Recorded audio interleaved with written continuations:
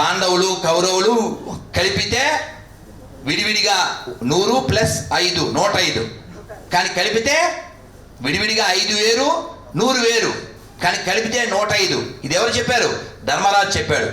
ధర్మరాజు మాట విని ధర్మం కోసం ఆ సాంప్రదాయం వేరండి, మా సాంప్రదాయం వేరండి, మా శాఖ వేరండి అని కేకలు పెట్టకండి. తోకల కోసం కేకలు పెట్టకండి. ఒక్కసారి ఆ అడ్డం నిలువు కలిపినట్టుగా ఉండేటువంటి మతం పెరిగితే, స్నానమే చేయనటువంటి వాళ్ళ మతం పెరిగితే, శంకర మతం కాకుండా కంకర్రాలు విసిరే వాళ్ళ మతం పెరిగితే నీ శివారాధన ఉంటుందా? నీ కేశవారాధన ఉంటుందా? కాబట్టి భేదం వదిలి మేము చిన్నప్పుడు చదువుకున్నాం, అదొక్కటి చెప్పి నేను ముగిస్తా. యం వైదికా మంత్ర దృశ పురాణ ఇంద్రం యమం మాతరిష్వానమాహు వేదాంతినో నిర్వచనీయమేకం యం బ్రహ్మ శబ్దేన వినిర్దిశంతి శైవాయమీశం శివ ఇత్యవోచన్ యం వైష్ణవా విష్ణురితి స్తువంతి బుద్ధస్తదార్హన్నితి బౌద్ధ జైన సత్శ్రీయకాలేతి చ సిక్క సంత శాస్త్రేతి మాతేతి పితేతి భక్త్వా స్వామీతి మాతేతి పితేతి భక్త్వా యం ప్రార్థయంతే జగదీశితారం సయేవ ఏక ప్రభురద్వితీయ. వారికి అర్థమైంది, కొందరికి అర్థమైంది. వారు ఆనందించారు. ఏమిటి దీని అర్థం? స్వామి, నిన్ను కొందరు శివ అని పిలుస్తారు, కొందరు నిన్ను విష్ణువు అని పిలుస్తారు, కొందరు అహన్ అని పిలుస్తారు, కొందరు బుద్ధ అని పిలుస్తారు, కొందరు శక్తి అని పిలుస్తారు. ఎవరెన్ని విధములుగా పిలిచినా నువ్వు అద్వితీయుడైన పరబ్రహ్మ, నువ్వు ఒక్కడివే. ఇంత సంస్కృతం ఒక్క ముక్కలో. ఎంత మాత్రమున ఎవ్వరు తలచిన అంత మాత్రమే నీవు అంతరాంతరములించి చూడ పిండంతే నిప్పటి అన్నట్లు. కాబట్టి మనం భగవంతుణ్ణి ఒక్క అక్షరంతో కూడా పిలిచి మోక్షాన్ని పొందొచ్చు. అది భగవద్గీత మనకు రుజువు. ఆ ఓంకారం గురించి మా శ్రీకృష్ణ గారు ఎన్నిసార్లు చెప్పారో మా లాయర్ గారు. ఓమిత్యేకాక్షరం బ్రహ్మ, ఒక్క అక్షరం ఓంకారాన్ని మనం జపిస్తే చాలు మోక్షం పొందొచ్చు అన్నారు. కాబట్టి ఈ అక్షరాల కోసం మనం కొట్టుకుంటే వాళ్ళకి మనకి తేడా ఏముంది? కాబట్టి కొట్టుకోవద్దండి, తిట్టుకోవద్దండి, ఈ ధర్మాన్ని నిలబెట్టుకోవాలి. మన ఇల్లు 6 గదులున్న పెద్ద ఇల్లు, ఎవడో ఏ గదిలో అయినా ఉండండి, పర్వాలేదు, ఏం పర్లేదు. ఆ గదిలో ఉండి ఈ గదిలోకి, ఈ గదిలో ఉన్న ఆ గదిలోకి లాగాల ప్రయత్నం చేయకండి. ఆల్రెడీ గోడ నిండా, గోడ చుట్టూ బోల్డని వంటనక్కలు, బోల్డన్ని తోడేళ్ళు కాచుకున్నాయి.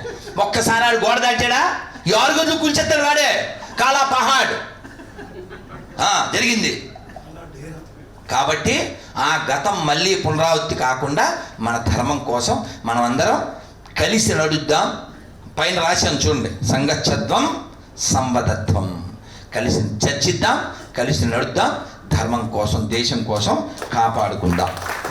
భారత్ మాతాకి, భారత్ మాతాకి. నేను పిలవగానే, మేము పిలవగానే ఇక్కడ వాళ్ళు అనకాపల్లి నుంచి కూడా వచ్చిన మా తేజ కావచ్చు, ఇంకా దూరం నుంచి వచ్చేటటువంటి హిందూ బంధువులు అందరికీ ధన్యవాదాలతో, గొంతు వారి కంఠం అవరోధమైనప్పటికీ అలా గొంతు చించుకుని నాకు ఏది కావాలన్నానో అదే చెప్పినటువంటి మా బంగారేశ్వరం గారికి, వారి ఆవేదన నేను విని వారి ఆవేదన వీళ్ళందరికీ అందాలని కోరుకుంటే అందజేసినటువంటి మా చిదావూరి శివరామకృష్ణ శర్మ గారికి శతదా బహుదా సహస్రదా ధన్యవాదాలతో భారత్ మాతాకి. అయితే ఒక్క మీ అందరికీ ఇష్టమైంది, భోజనం అయిన తర్వాత పెరుగన్నం లాంటిది, స్వీట్ లాంటిది, నా చిన్నప్పటి నుంచి నేను చెబుతూ ఉన్నటువంటిది. ఇది చెప్పేసి నేను మా అమ్మాయికి ఇచ్చేస్తాను మైకు. మా రమేష్ అయ్య గారు ఒక్క మాట అనడం వలన ఇంత కార్యక్రమం జరిగింది. మా ప్లాన్లో ఇది లేదు. ఏంటి గురూజీ ఇది బుక్ చేద్దాం, దీంట్లో 200-300 పడతారు, ఇంకా పెద్ద 500 అన్నారు. ఇది చాలండి అన్నాను. ఈ ఏర్పాట్లు, ఈ ఫ్లెక్సీలు, ఆహార పదార్థాలు, ఈ నగర సంకీర్తన అన్నీ వారి ఆలోచన, వారి ఆధ్వర్యం. ఇంత బాగా ఇలాంటి రమేష్ అయ్యంగార్లు నాకు జిల్లాకు ఒకరుంటే ఇలాంటివి నేను ఎన్నో ఎన్నో ఎన్నో చేయగలను. మనం అందరం కలిసి ఎన్నో చేయగలం, ఎన్నో చేయించగలరు. కాబట్టి కేవలం